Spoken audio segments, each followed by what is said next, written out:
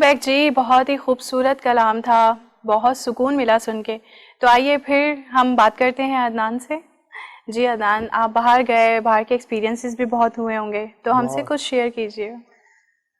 बहुत सारे ऐसे किस्से हैं कि मैं आपको बताऊं। चले, मैं कल्याण जी आनंद जी, एक बहुत बड़ा नाम फिल्म इंडस्ट्री के हवाले से, उनकी बहू आई थी। तो एक बहुत बड़ा शो हो रहा था अफ्रीका में। तो वो पूरा ग्रुप आ रहा था। तो उन्होंने, जो अफ्रीका के जो हमारे ऑर्गेनाइजर थे, उन्होंने कहा कि जी उस टाइम तक मैंने एज ए क्या कहते हैं इसको, प्लेबैक सिंगर। नहीं नहीं नहीं, एज ए प्रमोटर काम नहीं शुरू किया था। मैं सिर्फ सिंगर था उस टाइम तक। तो उन्होंने कहा कि जी एक हमारे पास सिंगर है, तो आप मेल सिंगर ना लाइएगा। तो उन्होंने कहा कि ना भाई देखें, मेल सिंगर तो हम लाएंगे क्योंकि हम इतनी बड़ी सिंगर लेके आ रहे हैं, प्लेबैक सिंगर है हमारी, हम्म। जो अरिजीत सिंह के साथ गा रही हैं, सुप्रिया फाटक। हम्म। सभी लोग जानते हैं, उनका नाम इतना मशहूर है। तो कहने लगी कि ना ऐसा तो मैं नहीं, आप एक काम करें, उनकी वॉइस सेंड करें। तो मेरा गाना उन्होंने तकरीबन 2 से 3 गाने सेंड करे। तो कहने लगी बस डन है, हम नहीं ला रहे मेल सिंगर। तो ये मेरे लिए बड़े एक, ऑनर की मुझे बात है। बहुत बड़ा फील हुआ कि एक इतना बड़ा नाम, और उन लोगों ने मुझे सिलेक्ट किया। अच्छा, जब वो वापस आए अफ्रीका, तो आने के बाद जैमिंग होती है एक दिन, जब बैठे तो वो कहने लगी कि अदनान यार, आप इंडिया आ जाएं मेरे पास, हम्म। बॉम्बे आ जाए। मैंने उनको बताया ना कि मैंने सारेगामापा से। अरे वो तो बड़ा खुश हुई, कहने लगी अच्छा अच्छा। सारेगामापा से याद आया, सुरेश फाटेकर जी, और इस दिल में क्या रखा है, बड़ा एक नाम है उनका, उनका जो गाना है, उन्होंने मुझे ऑफर भी दी थी कि अदनान मियाँ, वो अदनान मियाँ कहते, वो सॉरी सैयद अच्छा, सैयद कहते थे, सही। सैयद मियाँ कहते थे, सैयद मियाँ आप जो हैं, अगर जब भी बॉम्बे आए, आप उनको जानते हैं शान को? मैंने कहा सर बिल्कुल जानता हूँ, उनको तो कौन नहीं जानता। कहने लगे बस शान मेरा शागिर्द है, स्टूडेंट है, आप मेरे स्टूडेंट हैं आज से, और आपने मेरी क्लास में आंख बंद करके आ जाए, वरना इस तरह किसी को लेते नहीं लेते है। नहीं है। तो मैं टॉप 6 तक गया था, नहीं, बहुत टॉप बड़ी 6 बात है, तक बहुत फख्र की अल्हम्दुलिल्लाह। बात और है। अल्लाह पाक का ये करम हुआ कि 40,000 लोग थे और उसमें से सिलेक्शन हुई। अच्छा, फिर उसके बाद जब इनको ये मैंने बताया तो बड़ी खुश हुई, कहने लगी बस तो भाई हमें तो बहुत खुशी हो रही है, और आप हमें हमारी टीम का हिस्सा है। तो बड़ी प्यारी खातून थी, कल्याण जी आनंद जी की बहू। तो वो लोग आए थे, पूरी टीम, उनके हस्बैंड यानी कि कल्याण जी के बेटे। तो ये बड़ा वाक़या हुआ। उसके बाद कुर्बान मूवी का जो म्यूजिक दिया है, 2 भाई है ना, सुलेमान, हाँ हाँ हाँ, हाँ जी जी। जी जी, लेकिन ये सलीम सुलेमान सलीम से। जी, उनके साथ मैंने शो किया, सोनू निगम जी के साथ किया। तो बड़ा अच्छा एक एक्सपीरियंस रहा, बड़ा मज़ा आया इन लोगों के साथ। सोनू निगम का तो एक ऐसा हिसाब किताब है कि बस आप उसको सुनते रहें। तो मैंने वहाँ रफ़ी साहब के जब गाने गाए, तो वो भी मुझे देख रहे थे हैरान हो गए वो भी। कि यार पाकिस्तान में भी ऐसा टैलेंट है। बिल्कुल अच्छा, है। ये तो चीज़ मुझे घर से मिली ना, क्योंकि मेरे अब्बू तो गाते ही रफ़ी साहब को जी थे, तो इसलिए वो चीज़ें तो हिफ्स थी यहाँ पर। जी। तो मैं तो समझता हूँ कि कोई मिस्टेक का तो सवाल ही पैदा नहीं होता था उस टाइम पे। तो बहरहाल इस तरह की चीज़ें बहुत सारी होती रही। अच्छा, तो आपको स्टार्टिंग में इतना स्ट्रगल नहीं करना पड़ा मेरे ख्याल से, स्ट्रगल इजी तो मैंने इजी हो बहुत गया। किया, बहुत ज़्यादा किया। ऐसा ऐसा होता था हमारे साथ कि हम शोज़ में जाते थे, और हम तकरीबन 9 बजे हमें बुला लिया जाता था शो में, और सुबह तक बिठा के रखते थे, सुबह तक। अगली सुबह तक, हाँ, नेक्स्ट जो मॉर्निंग। सुबह, हाँ, ओह। अब बेटा, क्योंकि जो हमारे सीनियर्स थे, हाँ भाई हमें जल्दी जाना है, हमारी एंट्री कराएं, हमें हाँ, जल्दी जाना है, हमारी एंट्री एंटर कराएं। कराएं। ये बड़े मामलात थे। तो फजर में जब अजानें होने वाली होती थी, आपको तो पता है ऐसे ही शोज जी चलते थे, जी। तो बस भाई फजर में अदनान को चांस दे दो। मगर मैंने हिम्मत नहीं हारी, यही तो बात है, मैं बस। यही आवाम को हाँ, पैगाम देना चाहती हूँ कि हिम्मत नहीं हारनी बिल्कुल चाहिए। बिल्कुल बिल्कुल। तो फिर उसके बाद। बस फिर कंटिन्यू चलता रहा सिलसिला, क्योंकि अब ये जो मुझे चांस मिला, इमरान भाई से वकार अली तक, और फिर वकार अली से इंडिया तक, और फिर इंडिया से अफ्रीका तक, ये सब आपका स्ट्रगल ही तो है। बिल्कुल आप जो मेहनत कर रहे हैं, कोशिश कर रहे हैं, अल्लाह ताला आपको उसका सिला दे रहे हैं। बिल्कुल। अच्छा, टाइम लगता है हर चीज़ में, ऐसा नहीं है कि आपने एक गाना किया और आतिफ असलम बन गए। वो तो एक नसीब था, वो तो एक लक होती है, एक सही लक था बात उनका। है, सही और बात है। देखें कुछ कहाँ लोगों को रख, सिर्फ एक चीज बिल्कुल। कोई ऐड करने से या गाना गाने से जी जी, उनकी लक साथ है। देखें। अच्छा, बहुत सारी वीडियोस आती हैं। राहत फ़तेह अली खान साहब हमारे मुल्क का एक बहुत बड़ा नाम है, उस्ताद रह बिल्कुल चुके हैं। बिल्कुल। कितने सालों तक नुसरत फ़तेह अली खान साहब के साथ सिर्फ खाली अलाबे लगाते रहे, मगर स्ट्रगल कर रहे थे वो, स्ट्रगल था। और अल्लाह ने उनको देखें कैसा मकाम दिया सही आज के, बात। कितना बड़ा नाम है। तो मैं भी अपने जूनियर्स को यही सिखाता हूँ और यही बताता हूँ कि देखो हिम्मत नहीं हारनी है, आप काम करते रहें।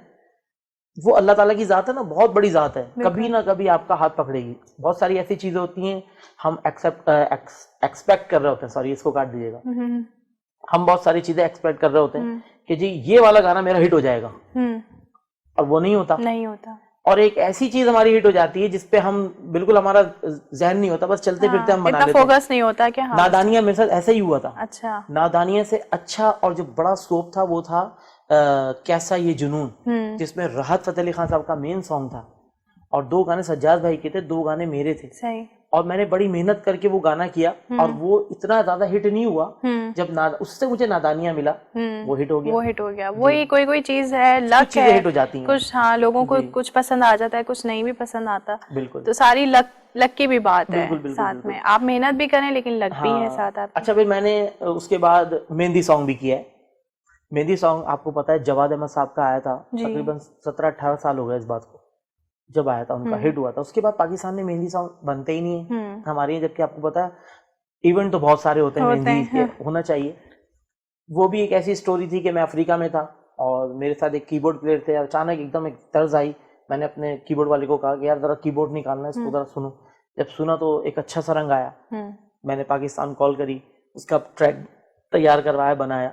फिर हमने उसको जो है फिर वीडियो पाकिस्तान में आके मैंने उसका शूट किया। अच्छा, कभी, ये तो हम खैर बात करते ही रहेंगे गानों की, तो इसके अलावा आपने कभी एक्टिंग की है, कोई मॉडलिंग की है कभी? एक्टिंग मैंने अपने गानों में की है। अच्छा। हाँ, समझ लें कि बहुत शौक है मुझे एक्टिंग का, मगर बहुत सारे लोगों ने मुझे चांस देने की भी कोशिश करी, लेकिन पता नहीं क्यों मैं उस तरफ जाता नहीं हूँ।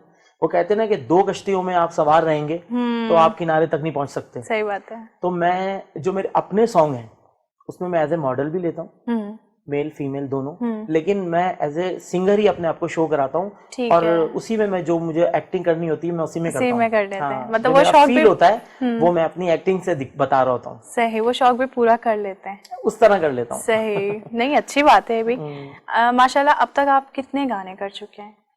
मेरे ऑफिशियल तकरीबन 8 गाने हो चुके हैं, जिसमें 3 सूफी कलाम है और 4 जो हैं वो मेरे, एक मेहंदी हो गया, एक साजना है, और अभी मेरे फादर का एक गाना था आज से तकरीबन 22-23 साल पहले, हम बहुत छोटे छोटे से थे, कैसेटों का दौर था, तो वो रिलीज हुआ था, बड़ा मशहूर गाना है, दिल में तुम्हारे घर लेना है, बोलो किराया क्या लोगे।